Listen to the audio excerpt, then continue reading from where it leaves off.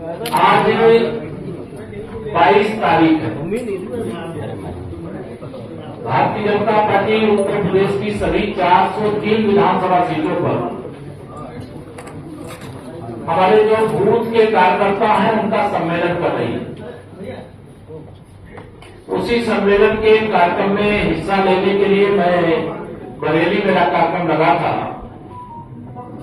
हमारे मंत्री परिषद के साथी और यहाँ के वरिष्ठ विधायक डॉक्टर अरुण सक्सेना जी के विधानसभा क्षेत्र में मुझे जाना है। हमारे क्षेत्रीय अध्यक्ष पूरन जी साथ में हैं, हमारे उमेश गौतम जी महापौर जी साथ में हैं, संजीव मित्तल जी साथ में, हमारे जिलाध्यक्ष जी भी अभी थे।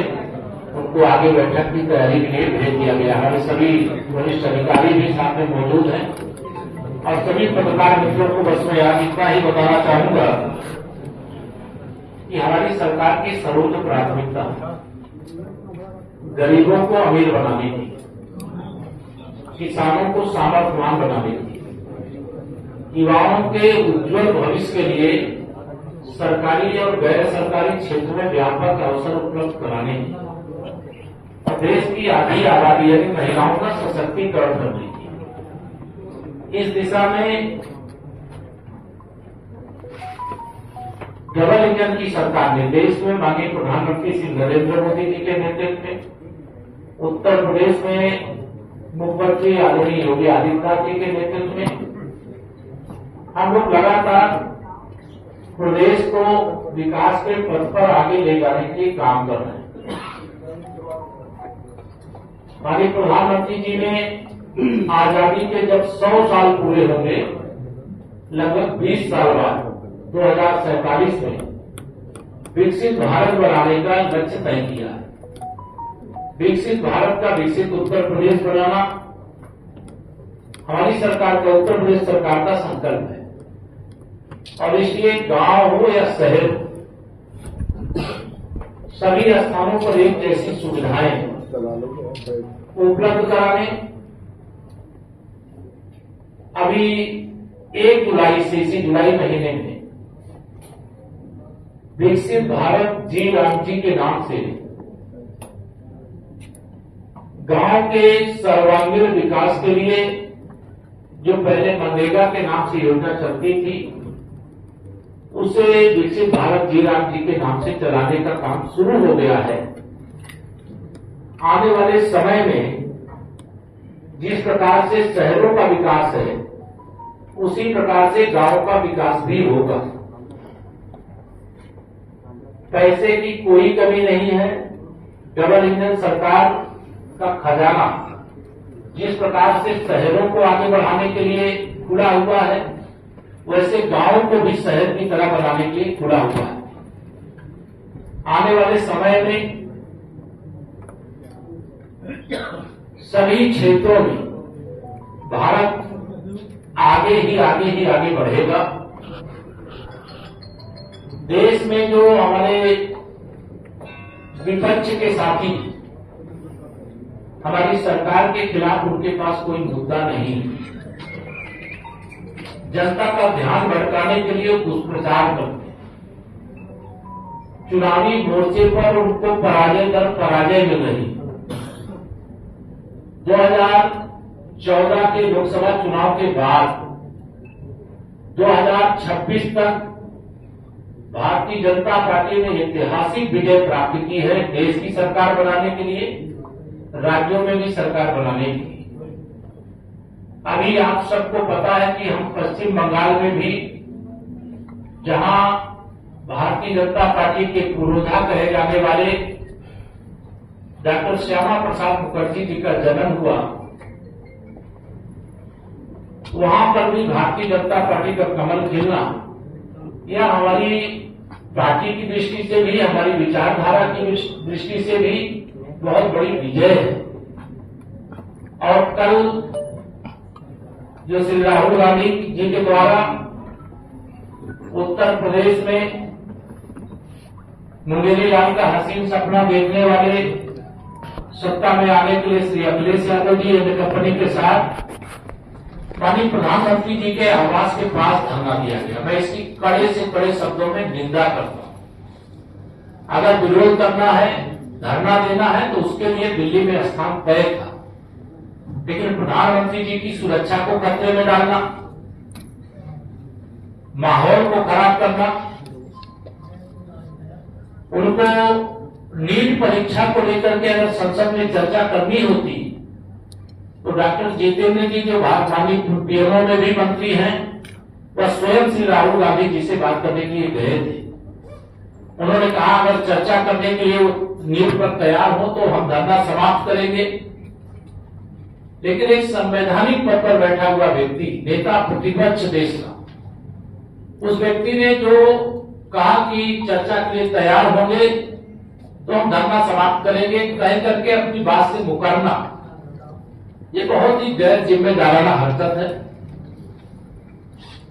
सरकार हर उस मुद्दे पर चर्चा के लिए तैयार है, लेकिन विपक्ष चर्चा से भागता है और चर्चा से भागने से किसी समस्या का समाधान नहीं होता। मैं आप सबको इतना ही बताना चाहता हूं कि 2027 में तीसरी बार उत्तर प्रदेश में प्रचंड बहुमत के साथ भारतीय जनता पार्टी की सरकार बनने जा रही है। हम बरेली सहित ब्रज क्षेत्र सहित उत्तर प्रदेश के सभी 6 क्षेत्रों में 2017 के विधानसभा चुनाव में जो विजय हुई थी उस विजय को दोहराने जाना, रिकॉर्ड विजय प्राप्त करने जाना। समाजवादी पार्टी हो, कांग्रेस पार्टी हो, ये हताशा निराशा के गर्भ में डूब चुके हैं। विकास का यह जो स्वरूप है उनसे देखा नहीं जा रहा है। देश के माननीय प्रधानमंत्री जी का सम्मान और स्वागत पूरे विश्व में हो रहा है। दुनिया में आज की डेट में ऐसा कोई नेता नहीं है जिसे 35 देशों ने अपने देश का सर्वोच्च सम्मान दिया हो, लेकिन वह नेता है वह भारत के प्रधानमंत्री माननीय श्री नरेंद्र मोदी जी। हम आर्थिक महाशक्ति भी बन रहे हैं, सामरिक महाशक्ति भी बन रहे हैं, आध्यात्मिक महाशक्ति भी बन रहे हैं, हर क्षेत्र में आगे बढ़ रहे हैं। हाँ, मैं श्री अखिलेश यादव जी को इतना ही कहना चाहता हूं कि अपने पिताजी को याद करें। जब श्री मुलायम सिंह यादव जी की सरकार थी उत्तर प्रदेश में, जब बाबूजी कल्याण सिंह जी के नेतृत्व की सरकार के समय नकल अध्यादेश लागू हुआ था, उस अध्यादेश को वापस लेने वाली सरकार समाजवादी पार्टी की। शिक्षा के मामले में समाजवादी पार्टी के मुंह से कुछ भी बोलना शोभा नहीं देता। जिसने भी नीट पेपर में शेर लगाने की कोशिश की उनके खिलाफ कड़ी कार्रवाई चल रही है।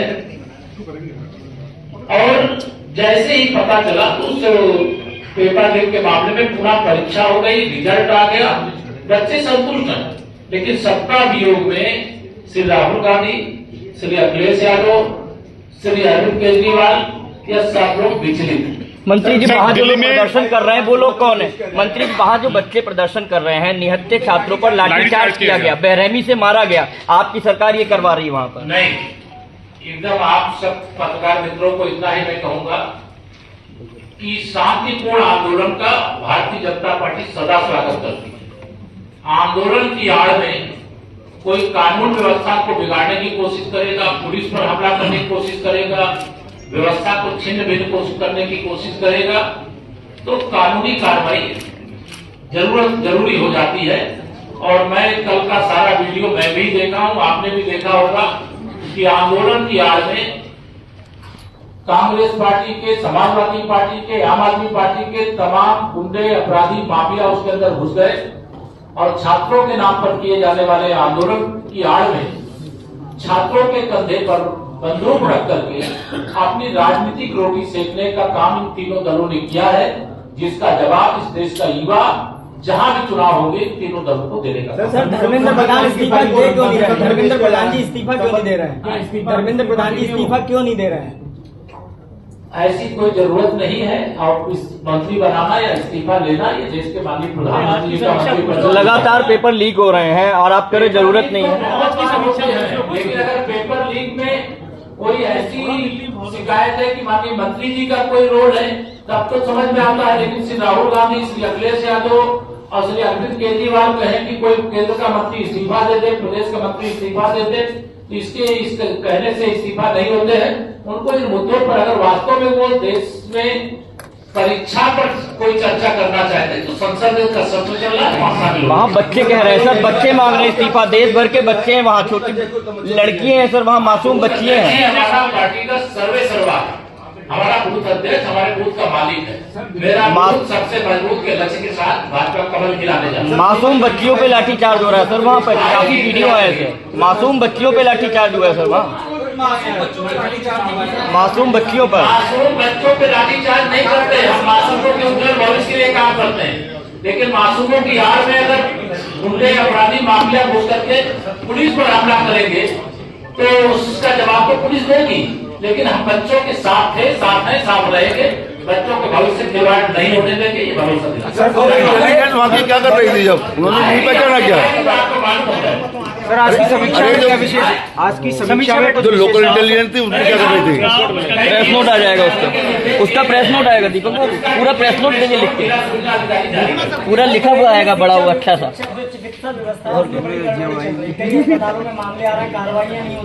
उसका तो बड़ा शानदार प्रेस नोट आएगा, बहुत शानदार प्रेस नोट आएगा। पुलिस वाले वहाँ बहुत बेरहमी से मार रहे हैं, गुंडागर्दी कर रहे हैं वहाँ पे, वहाँ महिलाओं के कपड़े फाड़े, वीडियो आई है सारी। सारा घिनौना कृत्य ना पुलिस ने किया है ना किसी ने किया है, कि सारे सफाई होंगे, उसमें कांग्रेसी होंगे, आम आदमी पार्टी के। आपके राज्य की खबरें, आपके शहर की खबरें सबसे पहले जानने के लिए देखते रहें अमर उजाला। चैनल को सब्सक्राइब जरूर कर लें और पाएं हर अपडेट।